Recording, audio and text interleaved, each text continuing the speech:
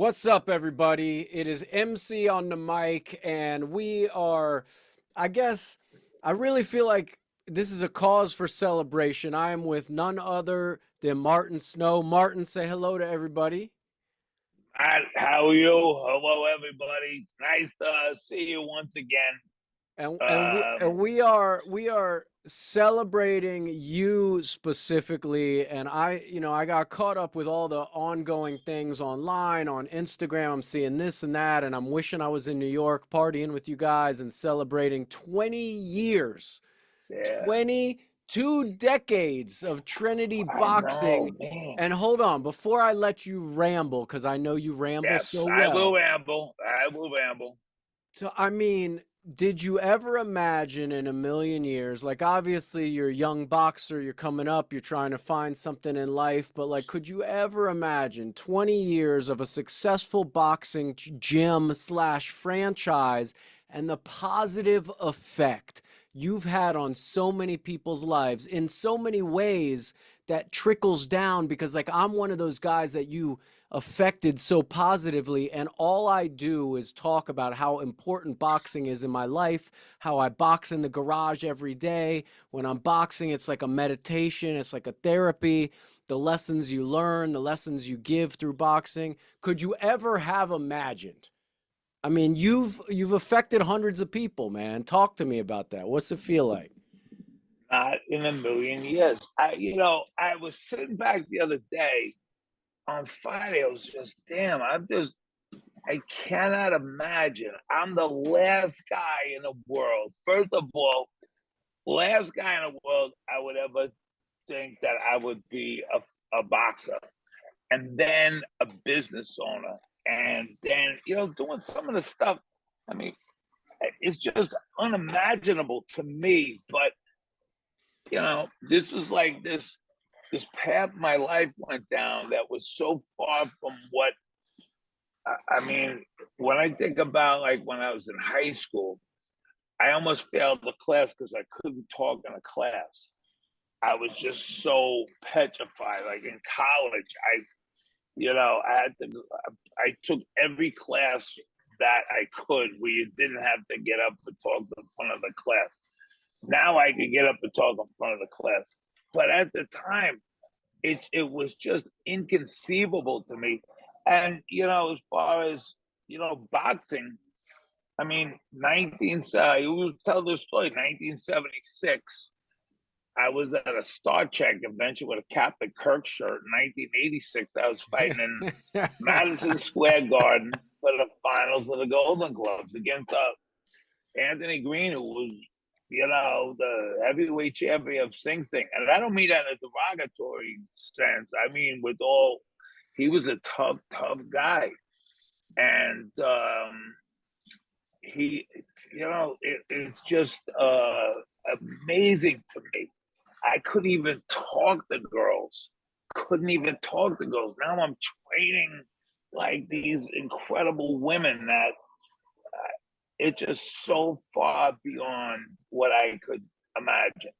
Let me So stop you right here, and then let me ask you two things. So, you said you could never talk to people. That's one of the biggest common fears, right, of people all over the world is public speaking or having to give a speech or whatnot. And now, flash forward to not only did you learn a lot about boxing and develop yourself through boxing, but so much so that you're on several different TV programs doing several no, different things, talking to several different people, and not only like many of us that are on TV reading somebody else's words, you're dropping knowledge and wisdom on people that forever change their life in the midst of, let's call it, reality show chaos. I mean, dude, you're yeah. you're you're like a monk of some sort, some kind of new Well, I description live of a monk. like one, so I live like one, so might as well. you know, and Matt, I don't know if I told you, when I was a teenager, I was like 18, 19. I actually went to a Trappist monastery a couple of times, and I've lived many lives. I've lived many lives. I've been around, hung around mobsters, Hell's Angels. I've spent time in monasteries, like the kind where you don't talk, you know. What But was I've that like? Like, do you remember doing that? brilliant. Like Oh like yeah, being quiet, was it good for you back then? Like a lot of us think that's good for us now. We want that moment of quiet and calm, but back then, what was your perception of it? brilliant. It's the two times in my life where I felt like this amazing experience. One, a friend and I we did boxing up at a place called the Golden Door Ranch, which was I think the number one like spot in the country, and Where it was was that in New York? no Escondido, California. I did it with my friend Dennis, who I owe a great deal to because he really I'm good at ripping people off. So, like I told Teddy Atlas, I would used to watch Teddy and watch how he trained the fighters and talk to the fighters, and I would steal some of his stuff.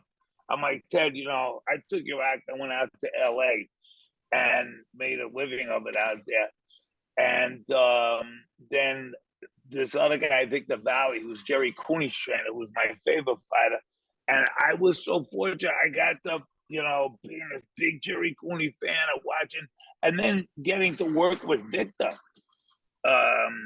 was amazing. I would like whatever Victor's mannerisms or habits were. He would talk like that, like that. And I would find myself doing the same shit. I would go to the store and I go, yeah, give me a thumb. And the guy's like, what's wrong with your voice? Like, nothing. I didn't even realize. But I would just watch people and study them and just unconsciously pick up things from them. So, I, it just being around these great people and kind of absorbing things from them. And I kind of I'm like a compilation of a lot of different people. There's no such thing as a self-made person. There is no such thing. It's all these different parts and pieces that you draw from people. But as I said, when I sit back and think about it, man, you know, uh, so my friend Dennis, who was a fireman, he's passed away, and it's really, but I owe so much to him because he was the biggest fucking goofball in the world. And we used to do some of the crazy. Oh, when I think back on, we would go. So we went to this Golden Door Ranch and we did boxing up there, and it was uh, amazing. And every day you got this. It's you get your own villa, and you wake up in the morning, sleep in the most comfortable bed you've ever slept in your life. You wake up there, fresh fruit at your door, and then you every day you get a manicure, pedicure, facial, herbal wrap, massage, this whole thing. You walk out of there at the end of the week, you're walking on air. Your body feels like butter. It's incredible. And the only other time I felt that was when I went to this monastery up in Worcester, Massachusetts, called St. Joseph's Abbey. You go in there, and it's like you sit in there and you say, how do people believe there is no God? Because you can breathe in God. You're in this church that you feel like you're back in the medieval days. Wow. And 3:30 in the morning is when you go to mass, and you are like just praying, and you don't talk to people, and it's just and when I walked out of that place, I felt the same way. Only it cost me like $50. Yeah. That was What, it. let me It let was me ask you this. incredible. Do you remember, do you know the moment? And I'm going to jump all around because obviously you and I known each other for 20 years now, and I got all these questions, and Damn. I want to pack it into this hour.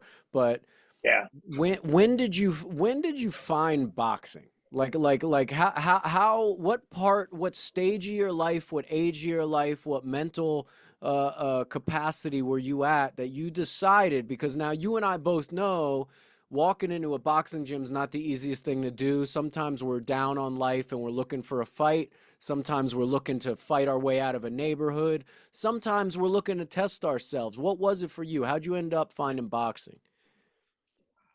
I got to a point in my life where I was in college and I was miserable, absolutely miserable, and for a number of different reasons. But so I decided to make a change.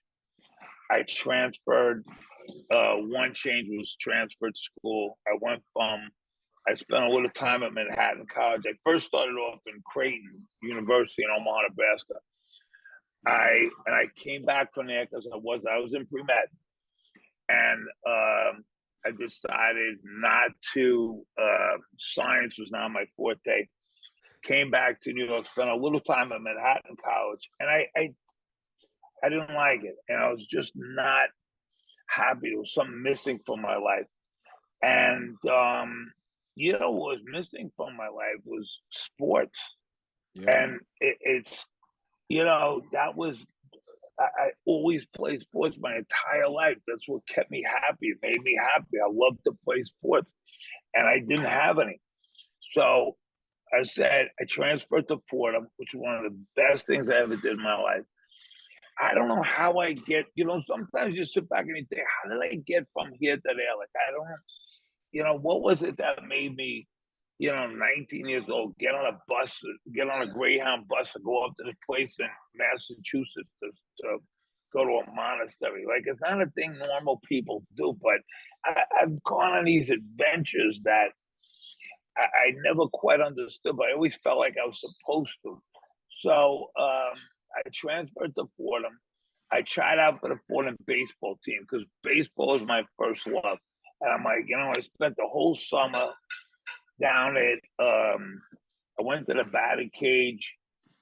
I probably spent $300 in quarters and, practicing. I hadn't hit live pitching in a long time. Got a baseball glove, tried out for the baseball team. I struck out on 4 pitches. I batted against a guy named Donnie Trace, who had like a 90-mile-an-hour fastball, a wicked curveball. I struck out on 4 pitches. So everybody else was getting another shot at bat. So I went up to the coach, this guy named Jack Lyons. I said, hey, coach, when did I get another shot at bat? And I'll never forget the look. He turned and looked at me with disdain, absolute disdain. He goes, let me tell you something. You have no talent at baseball. Why don't you take up slow pitch softball? I'm like, fuck that. Oh, So, yeah, but you know what's the best thing? Hey, listen, I got to tell you something. I've, anybody can tell you, you're great, you can do stuff, but that doesn't always get you places. Look, I had an old girlfriend who told me I was never going to be anything but a bouncer. And I did not want that to be my epitaph. Another guy, when I first started, I opened a gym. Like that guy was like, "What's that guy know about business? He'll be out of business in 6 months." And that was almost 30 years ago because my first gym was called Waterfront, and which I had partners in. And then, but when people tell you can't do something, sometimes it's more motivational than somebody saying, "Yeah, you can do whatever you want," which is a lot of bullshit. You can't do whatever you want. You can do whatever you're trained to do. You can be whatever you're trained to do, but you can't be anything you want to do. I had a guy that just came in before. He wanted to, the guy was 32 years old. He says, "Yeah, I want to be a professional fighter. I want to be a world champion. How long do you think it'll take me?" I'm like, well, how long do you think it'll take you? He goes, a year and a half, 2 years, and try 10. People think it's like this magical, they watch Rocky and it's just gonna all of a sudden be, it's crazy. But so but I went to all these experiences I had in my life. So this one was when I went to here I am where I don't have I'm not I'm not gonna make the Florida baseball team, but I knew somewhere inside I had to play sports again. That was the thing that was missing from my life. I had to play sports. So I read this article, and I just told them this the other day. Also, I was reading an article about this guy named Jerry Cooney, and about how his professional career was coming along, and he was knocking all these guys out. And I'm like, my grandfather, he's this Irish guy. So Jerry Cooney is this Irish guy from Ireland, and my grandfather was a AAU boxing champion. Maybe I have some aptitude for that. So I went down on a Saturday morning to Gleason's gym in the city. It was on 30th Street. Went down there. I paid $5 for the gym and $5 for the lesson. I trained with a guy named Willie Felice, who had trained Vito Wanta for me. Guy told me we did a lesson for an hour, and the guy told me, "Okay, I'll never be a fighter." So I said, "All right, I'll be back next week." And I came, and that was it. I walked into that place. I had this epiphany. Like, I've been here before. I've never been in a boxing gym, but I've been here. This is like the first time I could tolerate my own reflection in a mirror when I had boxing gloves on. And to me, it was just the burning bush. And Yeah. I knew this is what I wanted. And, it How was, long how long how long from that time, right? So you didn't make the baseball team at Fordham, then you yep, find a boxing gym, you take a lesson, you're told you'll never be a boxer, you decide this is yep. the place for me. How long until you had your first fight or amateur fight or bout? It was a few years after that. And I'll tell you what, got into a relationship with a girl that was horrible, that was terrible. And she was older than me. And I was like a puppy. And look, um, looking back on it, I just really, I went to hell with myself. I just like kind of, you know, it, it was this relationship that was toxic. It was a relationship that was toxic, and I fell for it, and I lost myself. And so I went from boxing, which, oh man, this is phenomenal, to I felt alive. And then I fell in love with a girl. I thought I fell in love with a girl. And, I finally extricated myself. I don't know what it was. You know, I was in construction. I was working in an office, and a fella that I work with by the name of Ken Kaplan said, "Hey, I'm thinking about boxing. You think you could, take me down to Gleason?" I'm like, "Yeah, I'll walk you down there sometime," because that's why I've been training. So I bring him down to the gym, and he starts training. I'm watching him train. I'm saying, "Man, fuck, I really miss this shit." So so after that, I'm like, "Hey, you know what? Maybe I should start it up again." And I did. And I woke up. I'm like, fuck, this is where I'm supposed to be again. So I spent a couple of years in limbo, just, Yeah. thinking, oh man, I'm in love with this girl. And I wasn't. Yeah. But I let me thought it, but isn't it, do you find some truth in, obviously everything that happened to you got you right here in this chair and me in this chair talking to each other through these absolutely. experiences and through this relationship with this older girl.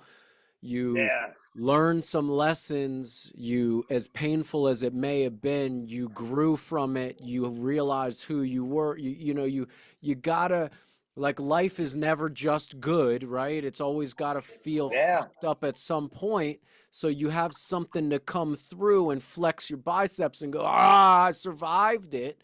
And then you come yeah. out a better person. But without those experiences, you aren't this guy. No, you have to put yourself first. And it's not a selfish thing. You get put down here to follow, you get put down here to go on this journey. Yeah. And you have to discover yourself. And you go down a lot of different roads. You get put down on the ground, and here's your story, here's your journey, go on it. And the problem is this: a lot of people, when they get down and okay, here you go, here's what what your job is.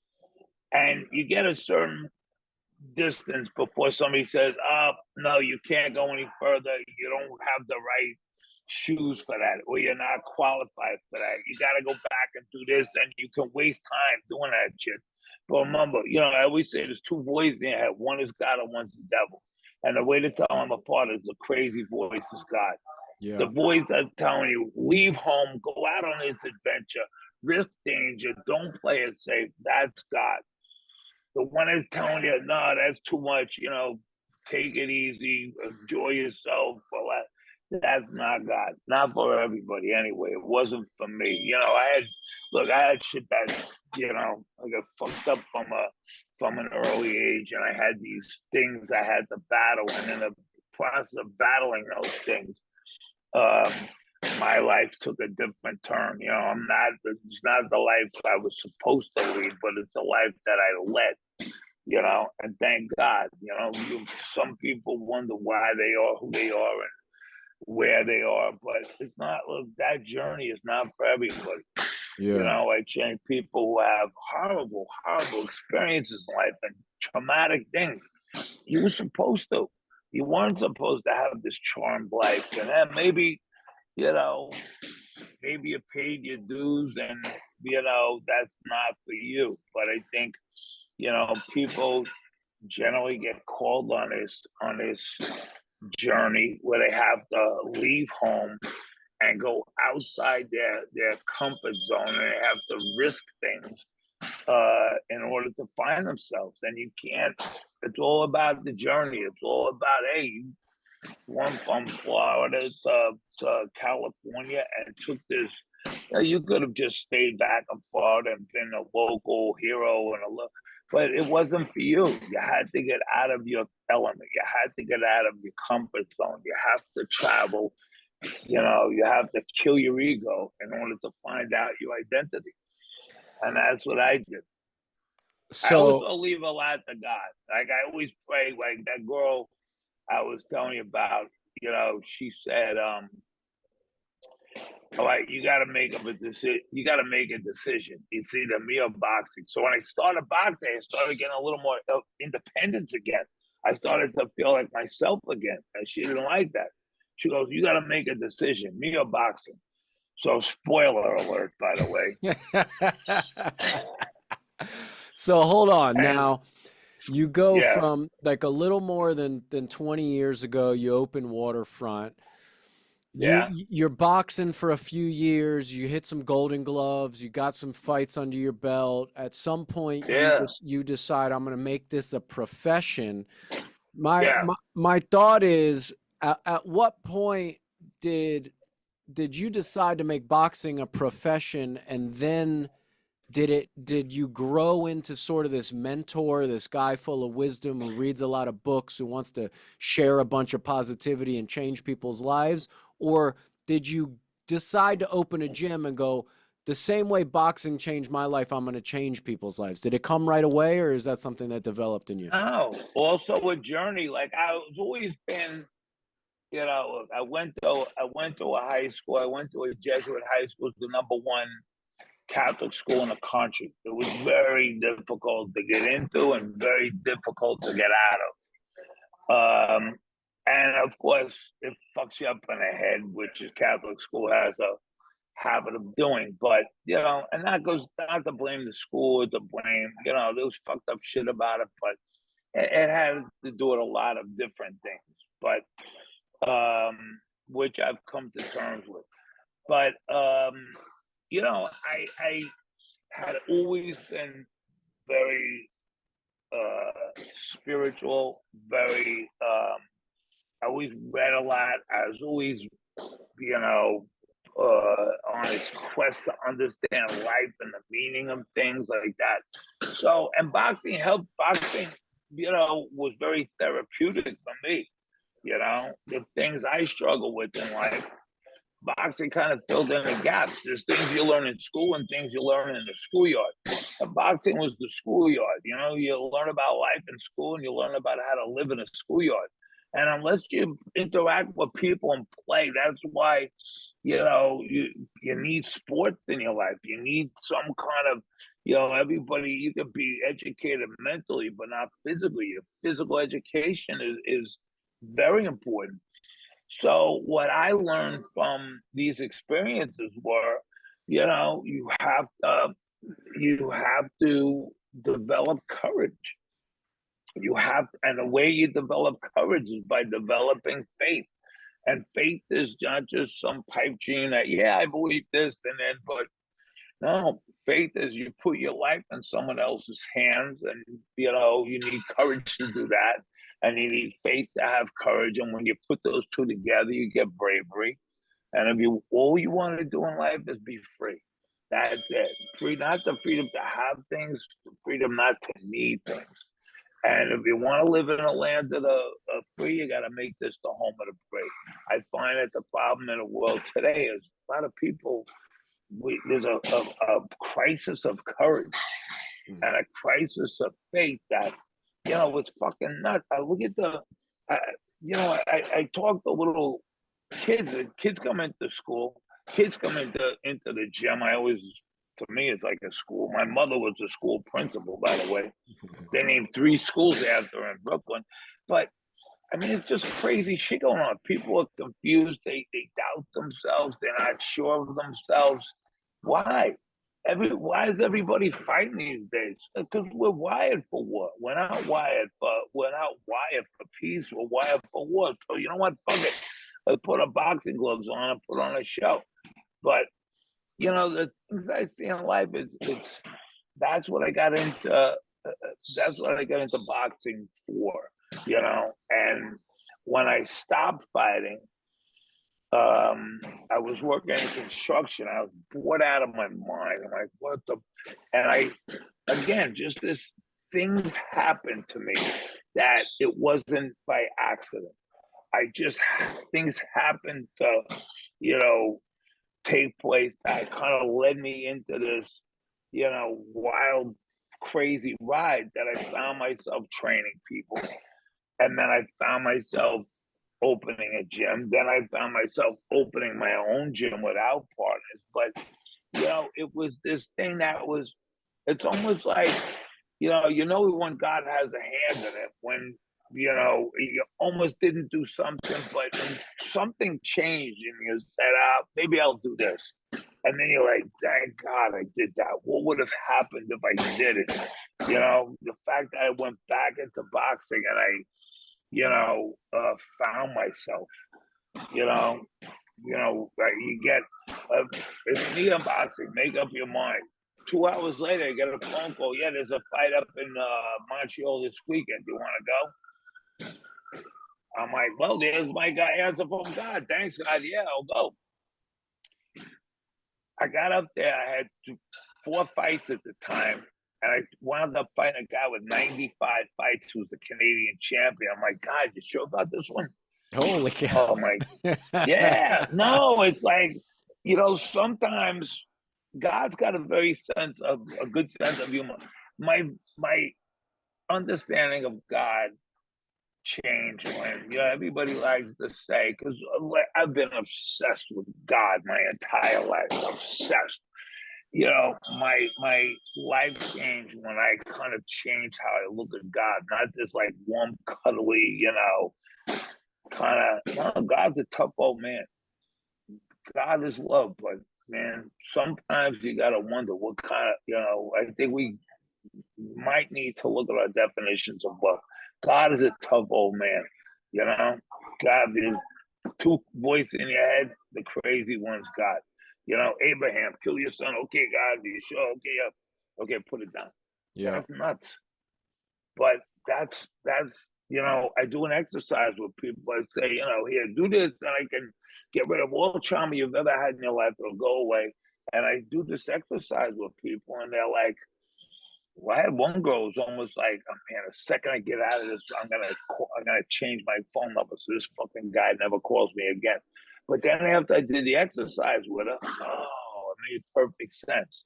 You know, boxing, the things I'm able to take from boxing and kind of,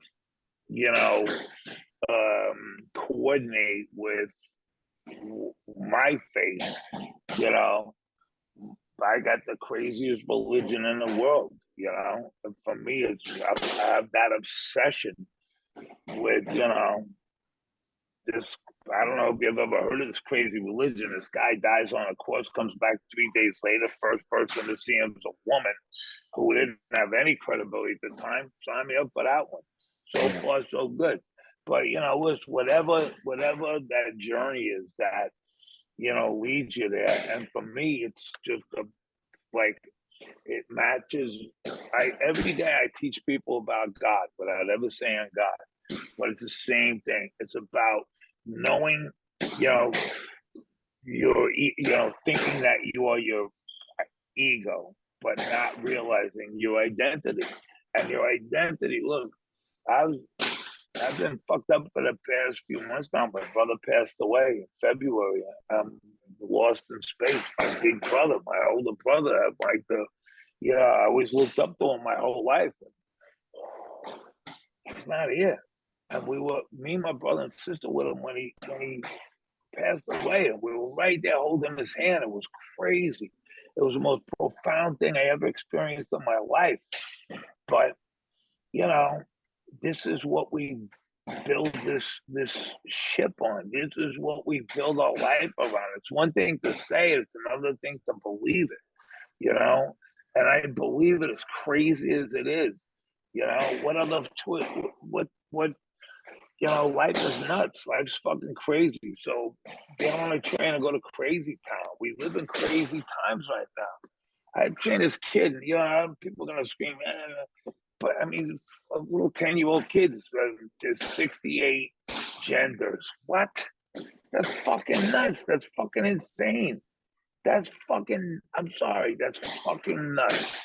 To tell a 10-year-old boy in school there are 68 genders. That's fucking nuts. Who the fuck is teaching that shit? You're a little fucking kid. Kids are not dumb.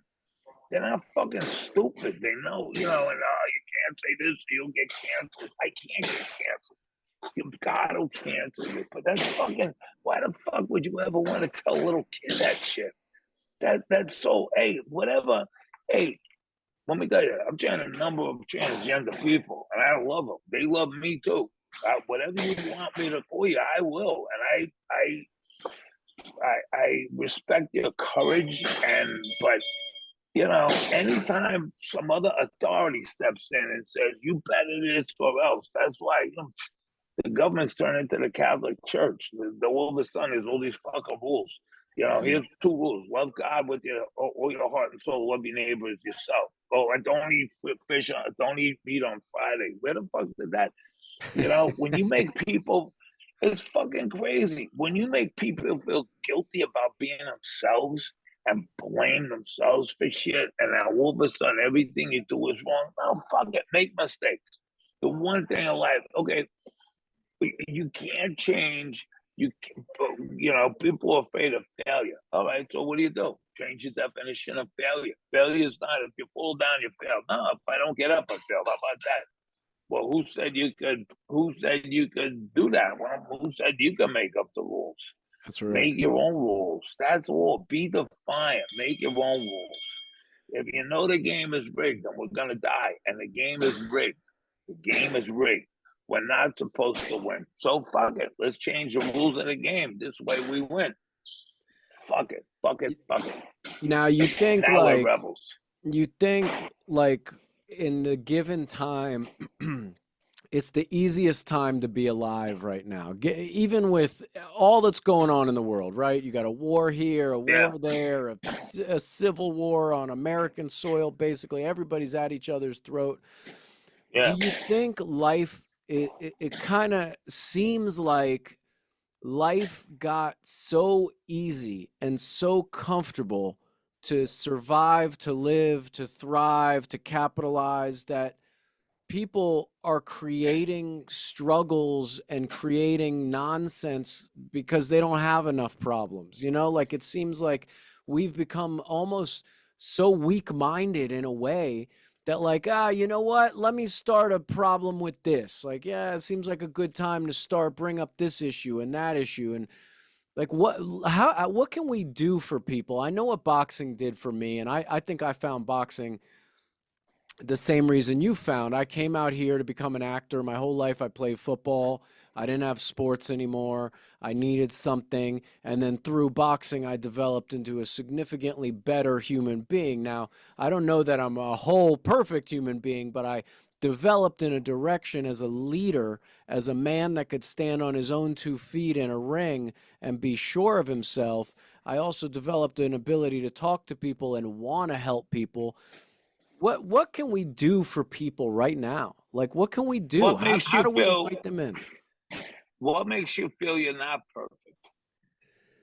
I don't want to be perfect. I think I don't know what that definition is, and You're I'm not. perfect in your imperfections. You are perfect in your imperfections. The Yeah, one thing you can't fuck up in life, and everybody does, is just be yourself. yeah. What makes this diamond different from that diamond? The imperfections. What's the enemy at the gate? Artificial intelligence. Yeah, so fuck shit up. Why is it We so get the hard? Why is it the most challenging thing for people to just be themselves? It seems to be if we could just be ourselves, speak our own mind rather than somebody else's thought that we heard on a podcast or a Instagram post. Why it's so difficult for somebody to just be to just say what they feel, to be their own ideas? What is the deal with that? because A, we live in fear, and B, we're not taught how to deal with fear. We are not taught the alternatives, right? Without fear, we're fucked. I think people, you want to be fearless? Yeah, no, you want to be fucked. If you go, you see a bear in the woods, go try to pet him, see what happens. It's not about not have feeling fear. It's about knowing fear and going ahead anyway, but preparing for what you do. What our motivation or our behavior is all based on fear. Fight, flight, freeze, or faint. You walk into the woods, you see a bear. What do? Shit, don't move, freeze. All right, deer in the headlights. Now what do? Run. Not gonna outrun a bear. So now what do? You're gonna have to fight him. You're probably not gonna win that fight right there. Wow, the last option, play dead, play possum. That's it. But how about this idea? What if we were to take it? So if those are our four instincts, fight, flight, freeze, or faint, what would you do? Pick one. No, pick two. Fuck it. Fight and flight. Every sport we play is based on fight and flight. Hit, run, shoot a basketball. Yeah, everything you do when you box, you stick and you move. That so take two seemingly conflicting instincts, fight and flight, turn them into one. It's When you like play tennis, It's like we're well, told Matt, to let me. put it in a box and then people can't see outside the box. The box people are told is you have fight or flight. Those are the only two things. They're separate from each other. But your perspective is opening my eyes right now. Why you're 100% right. Like in the world of Uh, boxing, you might freeze for a second, but that's part of your fight. You also might flight for a second. That's also part of your fight. So you're kind of incorporating all those together. It just seems people have a hard ability to decide on their own. Hey, you know what? It's more than fight or flight. I could do this, that, and the other thing. well, what makes it different? Training. We Yeah. can train to do the opposite. I got into fights as a kid, but man, I was, I went to high school.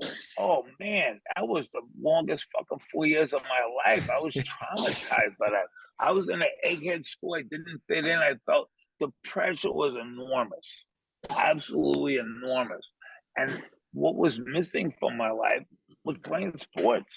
That was it. This is what made me happy. So, and it's not like you can't do one at the exclusion of the other. But when you're like, oh my god, and plus on top of that, the high school I went to was you know very hypocritical. And right now we're dealing with a couple of the priests in that school were pedophiles. And the other problem is other guys who were good guys that should have stood up didn't. Everybody kept their mouths shut. So, there's a lot of hypocrisy and there's a lack of courage. And that's the problem, that's the problem in the world today. is this lack of courage. You know, kids come in, everybody wants to be, hey, you want to be a good guy? Yeah, no, don't be a good guy. Every time it does, be the bad guy to the bad guys.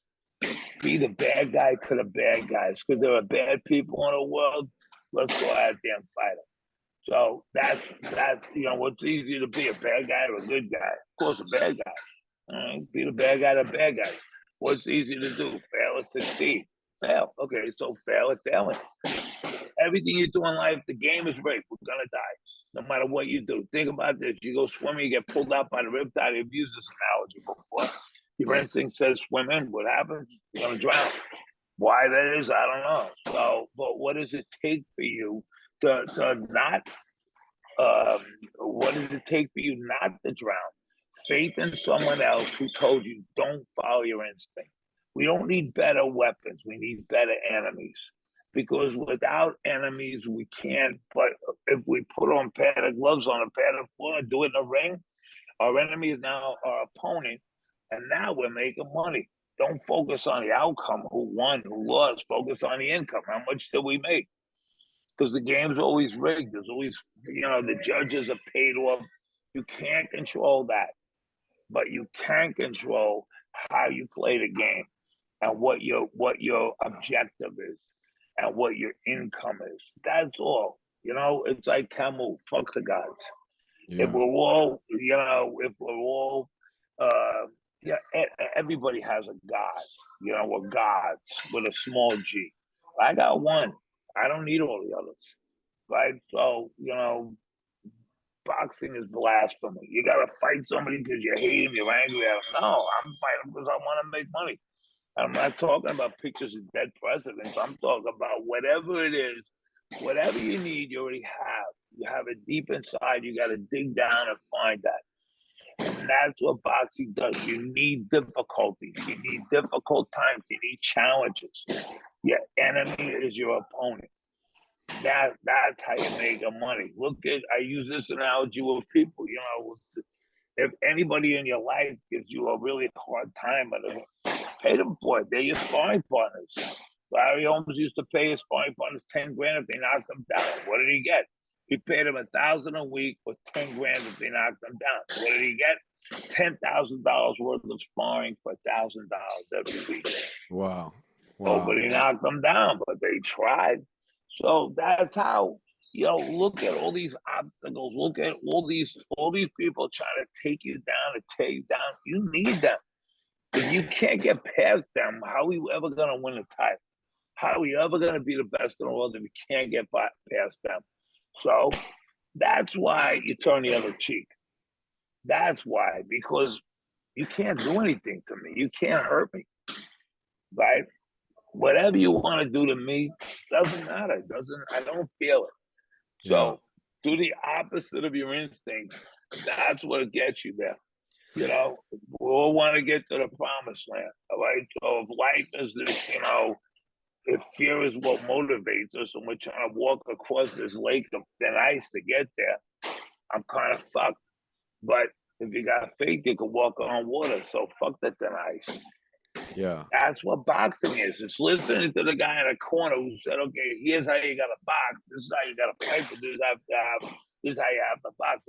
I've learned more in boxing. Listen, whatever I learned in school, and I've, gone to a lot of school, whatever I learned in school would mean nothing without what I learned in a boxing gym.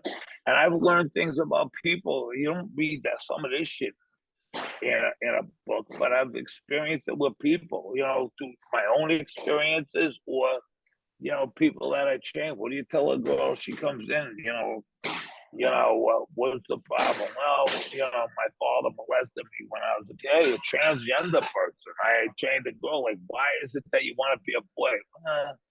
Honestly, my father does. Oh, okay. So now we understand why I want to be a boy, but she didn't tell that to anybody. And there's all sorts of reasons for things. So, hey, whatever it is somebody feels like they identify with that, yeah, fine. I'll call you she, I'll call you he, but don't give me this bullshit about the 68 fucking genders that if I call you the wrong name, I'm a bad person. I might be a stupid person. If I am ignorant person or a mean person, hey, fuck it. Don't deal with them. But you can't legislate morality. That's not the point. Yeah. Give people the opportunity to be good human beings and kind to each other, because the only hope we have in this world is that we all look out for each other. That's it. And that's not a law. That's something that you should want to do. Because Yes. the enemy is not eye level. Yeah. There are people who don't live among us that are conspiring against us because we consume too much meat or consume too much energy, or really fuck off. I'm looking at, look, I'm Catholic. I go to church pretty much every day, and I get the Pope saying Americans are using too much energy. Dude, hey, fucking speak for yourself. Thank God for hey, I mean, that guy, he's got to be, I swear to God, that guy's got to be fucking kidding. If it wasn't for the American church, the Catholic Church would be done. Yeah. We'll put money in that basket every week so they can pay off somebody because they got molested by a priest or whatever, and bishops look the other way, and you got a pope sitting there who's like sitting on a golden throne, telling Americans they got too much. Hey, dude, you go first. You give up some of your stuff first before it's crazy. He had one job. He has one job. Go after the pedophiles. Yeah. That's it.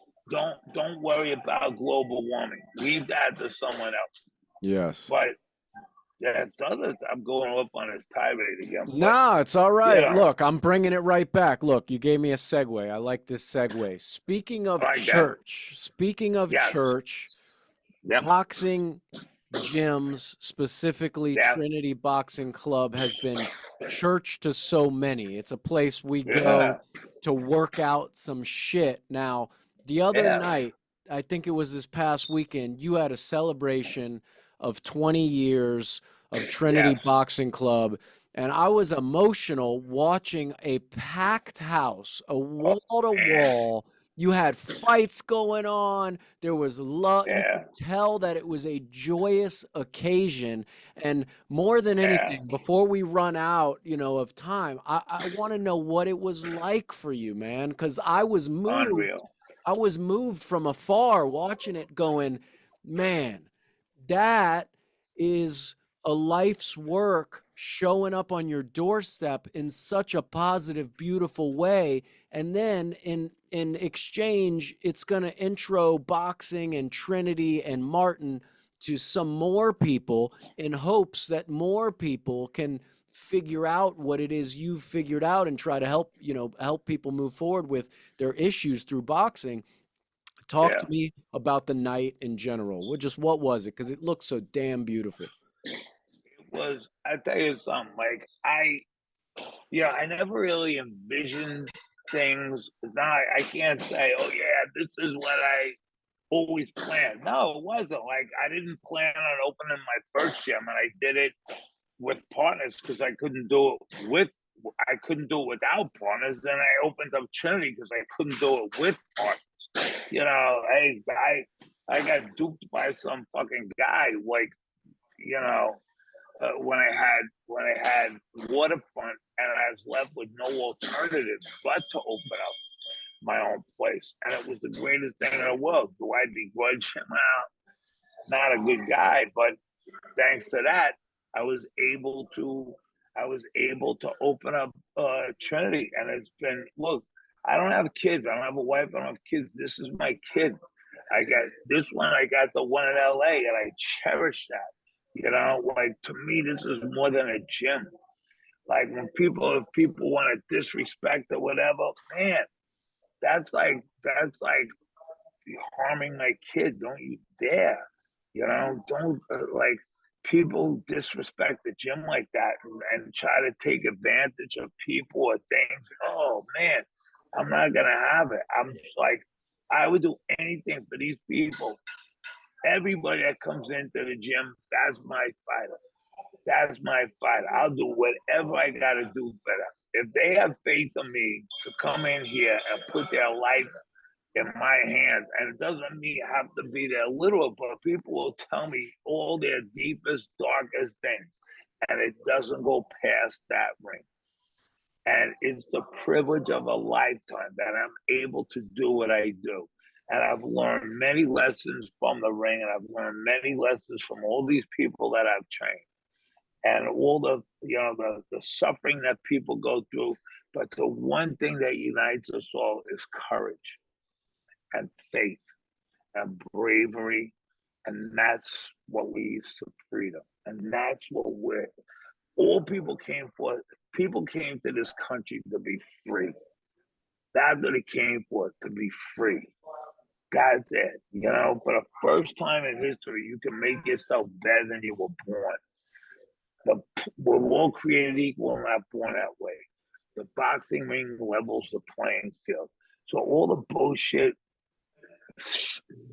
nonsense that people get force fed these days about you can't have this because of them and it's your fault because of them. People gotta feel guilty about who they are. No, you don't. That's who you are right now, but it's not who you always were. We don't have genders. We don't have pronouns. We're legends. We're legends. We don't need pronouns. This is who we are now. You didn't ask to be born. I didn't ask to be born white. I didn't ask to be born a male. I got put down in the game. If I have an advantage, well, I better go out there and do even twice as much then. But this idea that we all have to bow down and beg for forgiveness for who we are. Who the fuck are you? The church? No. I didn't ask to be born. I got put down here. I'm going to go out there and do the best job of being Martin Snow that I could ever do. Yeah. All right. And when we die, that's your identity. Who are you before all this? Who are you going to be after all this? Everybody else can shut the fuck up because I didn't ask to be born. I got put down here to do a job. God said, go down here and do the job. I'm not going to answer to somebody else like, well, what are you doing? Oh, fuck off. Really, that's fuck off. Yeah. Go out there and do the job you got put down here to do. There's two things I'm pretty certain of. One, there is a God. Two, me and you are not God. So how can you fuck that up? How can you fuck it up? Let's go out there and show them, hey, I believe in God, but does the God believe in us? That's what we got to know. Does God believe in us? Let's go out there and impress the old man. Let's go out there and show him one. Right? Yeah. That's it. Have fun. Have a ball being yourself. Yeah. You can't fuck that up. You can't fuck that up. You go out there, you change people's lives. Right? Fuck the devil. Fuck the devil. And the devil's not always the person you think it is. The devil's all very often wearing that big white hat and saying, you sinned against the fuck off. Jesus Christ was a rebel. He didn't die on a cross because he was a good guy. He was the bad guy to the bad guys. So let's be bad guys. Let's go out there and be rebels. Let's not break shit. Let's build shit. Let's call a name on the wall. Let them know we were here. We didn't go quietly. We stood up for other people. We stood up for other people and stood up for each other. That's it. We are not, the enemy is not eye level. There's people that are conspiring against us that want to have nothing to do with us. Fuck them. Yeah. Fuck them. If I've ever known anybody to stand up for other people, it's you. And I think you really instill that in the people that come into contact with you. So before my Zoom runs out, I want to say a couple things real quick. I'll keep it short and sweet. Number one, thank you, Martin, for doing what you do, doing the good work, and continuously fighting the good fight inside the walls of that gym, which expand perspectives far beyond the walls of any gym or any church. What you do is very, very important. I've witnessed you change lives, mine included, over and over and over again. I've watched you scoop people up off the ground with simple perspective coming out of a Brooklyn accent that you need subtitles to fucking understand once in a while. But it is so important. And in the same way, we are not God. You are God to some people. God with a lowercase g, fine. However you want to digest it, that's up to you and you alone. But for the work that you do inside a boxing gym, should not be underestimated for a second. And I can't encourage people more. whether it's Trinity Boxing Club, Manhattan or LA, or another boxing gym. Find boxing, learn the lessons through boxing. This Yes. podcast right here, this conversation right here, if you just play these words in your headphones and go into any boxing gym, you're going to get what you need, and you're going to Yeah. find something within yourself. And you've told me this numerous times. I try to live by it every day, but let's work harder at our jobs and be the hero on our own block. Yeah. Those words, they play in my head every day. If I can do nothing else but be the hero for my neighbors and my wife and my kid and the people that I can touch that are right next to me, I got to do that. That's my job. The game is rigged, like you said. We're all going to end up Yeah. dirt at the end of the day. So let's work our asses off, help each other out, change perspectives, lift each other up, and be the hero on our own block, man. So Yeah. I just And want the to say great unsung heroes, the great yes. unsung heroes are those coaches who are in here Friday night with their little kids that and they don't get paid. They work for free. They train these kids. They keep out of trouble. Those are the great. I get a certain amount of publicity, but those coaches right there, they're the Yeah. great unsung heroes of society. I salute them, and that's what I do it for. Yes. And that is just like you to give and pay credit to somebody else when I'm here trying to give you the credit. That is exactly what Trinity Boxing and Martin Snow I do stand God's for. work, as do you. I love We it do so God's much. work. I never have wasted a minute of conversation or air between You you and never I. shut up, though. Nah, but every word that comes out, it strikes in a way if you want to just pay attention a little bit and not just wait to talk and listen to what somebody's trying to present to you. It's very, very valuable. And you're a guy, I know you read a lot of books. I know you read the Bible. I know you go to church. You have a lot of wisdom within you and you share it in a way that's understandable by so many. A guy like me, mildly educated kid trying to make his way in Hollywood, I've learned a lot about religion, God, the devil, and who I want to be from these random tangents and speeches you and I share over a little bit too much caffeine and a giant ass bucket of coffee. But I wouldn't exchange it for the world. So again, man, No. thank you. Blood brothers, kid. Blood brothers. We are Happy blood brothers. Happy 20 years. Here's to I another thank 20 you. fucking years of changing the world and Done. changing lives and growing people's perspectives. Because if you do nothing else, Let's you do it. grow perspectives and you grow them from this to monumental sizes. So that's it, man. Every time I talk to you, I'm happy, I'm motivated, I feel uplifted. Oh, man. It's really And just the me. same here. I'm The just same filming a here. therapy You're a session for rock the star. people. I love it. Perfect. Can you, by any chance, now I don't know what your Yeah. setup's like up there. Is there any way for you to flip around the camera to see the gym, to get a glimpse of the You gym real ready? quick? Come on. We got to go see all these people. Hang on. I'm going to take these things out. Go ahead, let's do it. Let's We're walk going to around go real quick. down and we'll see all these lunatics down here. Introduce you. There's people screaming. You'll see a couple of people that you know. Whoops, hold on. Covering the camera. There we go. Yeah, I feel like it's important. It's Yeah. important for people to see the gym because this whole time you could have been Yeah, sitting in your apartment having a conversation, but your home is that gym, and I want people to see it. pretty much. And here we go now. Hey, these lunatics. Come out here. Say hi to Matt. Great Matt Cohen. You And got to over get your hand here. off the camera. Jesus, look at this. There you go, baby. Nuts. Here we go. Sebastian. You see look. Matt? What do you think? Right What do you here. think about Hold what on. she did to me? Yeah, Matt. What happened? What's up, Matt? How you doing? I'm Sebastian. Sebastian, it's nice to meet you, man. Who taught you how to wrap them hands? Not me. YouTube actually. I just looked up the video. Oh my God. And, hey, get out of here, you guys. Hey, You guys are yell Say at hi to them. Matt. Sebastian, Sebastian, all the time. hold Yes, on. sir. Tell Martin to shut up for a second. Sebastian, I got one Shut up. question for you. How long you been boxing and what does it mean to you? I've been boxing for about maybe like 10 months, right? More than Yeah. that. Has it?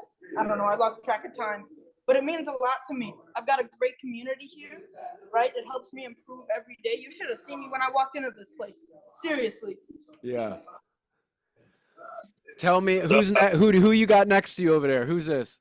It's my friend Damien. Damien, what's up? How long you been boxing and what's it mean to you, bro? I've been boxing for like a year, a couple months now. Yeah. Boxing means the world to me. I love it so much, I just can't stop. And Mike, get out of here. Mike. I yelled at Mike about 2 weeks ago. I yelled at all you guys. I gotta yell at them. I need somebody to yell at. I yelled at Mike for bad language. I yelled at Damien for like making a face when he was sparring and throwing punches like a mental patient. I gotta yell at these guys. That's the bottom line. Yeah. Oh, you were doing. Yeah, you were wrapping your hands in a locker. All right, let's go. Whoop.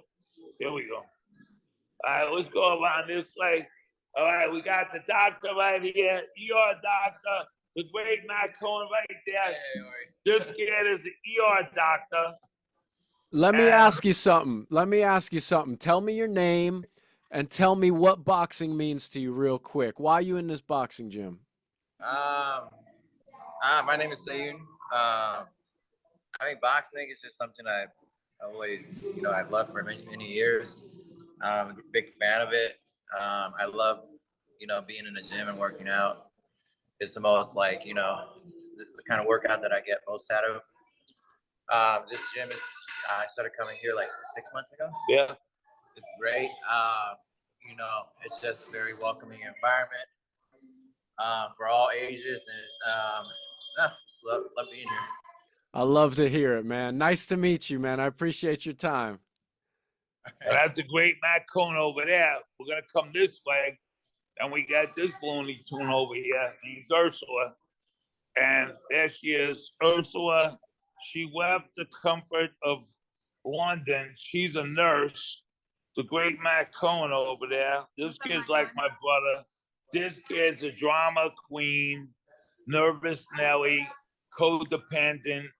I'm trying to get her a little bit rough around the edges, but oh my God, it's not easy. Ursula, before Martin takes me away, hold on. Let me ask you one question. You're in a boxing gym. You came from the UK. How'd you end up there? And what's boxing mean to you? I came here on a whim because Martin tricked me. And he gaslights me every day, so I stay here. A gaslighter. I don't gaslight her. You really are like codependent. I gotta get her a little more independent. I'm taking him on. Yeah. I gotta get the tougher. Boxing gets people out of their head, I think. Yeah. Okay. Yeah. And yes, she's too sensitive too. There we go. Ursula's going to hit you with a stiff jab later this afternoon. Yeah, that'll be the day. All right, here's Carmelo, and you know that kid right over there, of course. Hold on, you got to move your big-ass finger off the phone. All right. Whoops. No, you got your finger on a thing. Where? I can't see nothing. Oh, there we go. All right, who's this guy right there? You just sitting in the background. Where you at right now? You in your basement? I'm in my house. Yeah, man. I'm in my house. What up, little man? What's your name? Hold on real quick. I want to ask everybody a question before I run out of time on this Zoom. My little man in red with the tight part in his hair. What's your name? Carmelo. Carmelo, what's boxing mean to you? How long you been boxing? Since May 1st. Signed up on April 30th. April 30th. Yeah, you like it? Huh? It's helping you. Is it helping you out or is it hurting you? Both. Yeah. How's it hurt? Cause it hurts my arms. It's supposed to hurt. Oh my goodness. And now you're sitting next to former world champion, the champion in my heart all the time, my brother from another, Pete Kid Chocolate Quillin. Bro, what a surprise. How delighted I am to see you right now. How you been, friend? Been good. You gonna ask me the same question? Nah, because I know you got a bigger message going on. But tell me something. Now, you found a lot through boxing. You found world titles. You found financial gain. You found a lot of stuff. Found his wife. You found your wife. What's the most important thing? What's the most important thing boxing did for you? Build relationships like with you, brother. Yeah. My relationship, like it brought me a lot of helpful relationships in life. And same with like little kids. Like so now, I just talked to Birds of a Hunter today, and I was telling him what I was doing with the kids, and he told me what the most important thing to work on with the kids. But just having those relationships that I've known so long is what boxing is. And then now on top of that is fighting with those relationships. Now I done learned these concepts like if growing with people is life. But if you no longer growing with a person, then your relationship with that person is dying. So I for my friendships all the time now. I just realize how much it's important for us to have relationships. Good, meaningful like you, brother, in the background.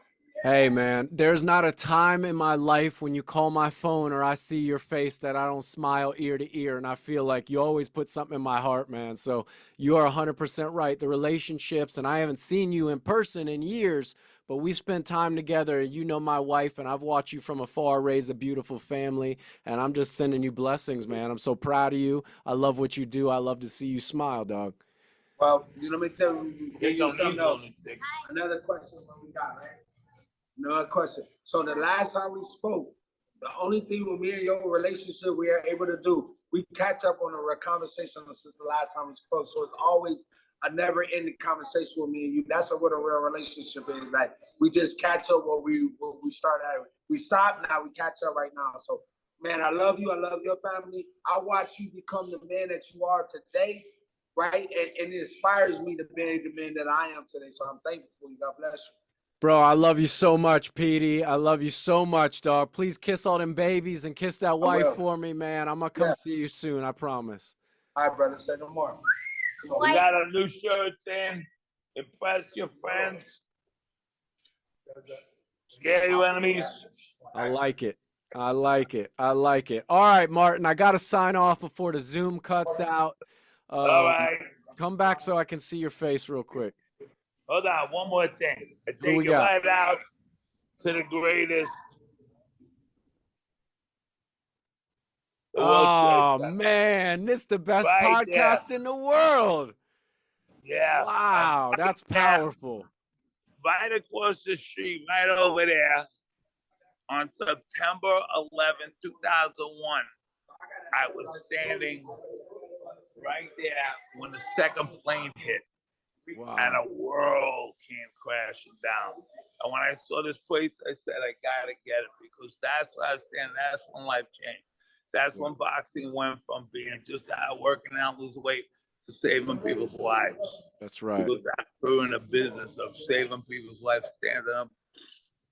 That's it. That's when life changed. Never stop doing what you do, Martin Snow. I'll see you soon. We'll be together. We'll keep these conversations going. I'll be out there soon, Matt, as always. All right, my man. Happy 20 years to you. All my blessings, all my love, everything good that I got inside me, I'm sending your way. All my love to the Trinity family and the Trinity Mafia. We'll see you soon, all right? And to you, Mandy, the baby, everybody. I'll see you later. All right, big dog. I'm out of here. Don't forget to like and subscribe.